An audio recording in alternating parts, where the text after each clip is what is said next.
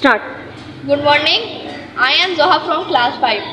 کتابوں میں جو افضل ہے اسے قرآن کہتے ہیں. اسے جس نے اتارا اسے رحمان کہتے ہیں. سجالے اپنے سینے میں جو ان 30 پاروں کو زمانے بھر میں اس کو حافظ قرآن کہتے ہیں. جناب صدر، محترم اساتذہ کرام اور میرے عزیز ساتھیوں، السلام علیکم. آج میں جس موضوع پر لب کشائی کرنے کا موقع ملا ہے وہ ہے قرآن مجید کی فضیلت. صدر علی وقار، قرآن مجید اللہ تعالیٰ کی آخری کتاب ہے جو عربی زبان میں نازل ہوئی. اس کی فضیلت تو یہاں سے ہی واضح ہو جاتی ہے کہ اس کی حفاظت کا ذمہ اللہ تعالیٰ نے خود لیا ہے. جناب صدر، تو پھر آسمان ادھر سے ادھر ہو سکتا ہے لیکن قرآن پاک میں کوئی تبدیلی نہیں آ سکتی. اور میں اپنی تقریر کا اختتام اس شعر سے کرنا چاہوں گی. ہے قول خدا قول محمد فرمان نہ بدلا جائے گا. ہے قول خدا قول محمد فرمان نہ بدلا جائے گا. بدلے گا زمانہ لاکھ مگر قرآن نہ بدلا جائے گا. سامعین گرامی، قرآن مجید کی عظمت کو دیکھیں.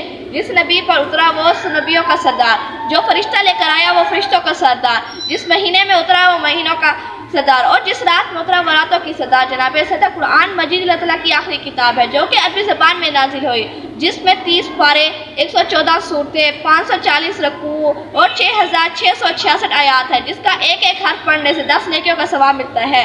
اور میں اپنی تقریر کا اختتام اس شعر سے کرنا چاہوں گی. دنیا کی کتابوں میں قرآن چمکتا ہے. دنیا کی کتابوں میں قرآن چمکتا ہے.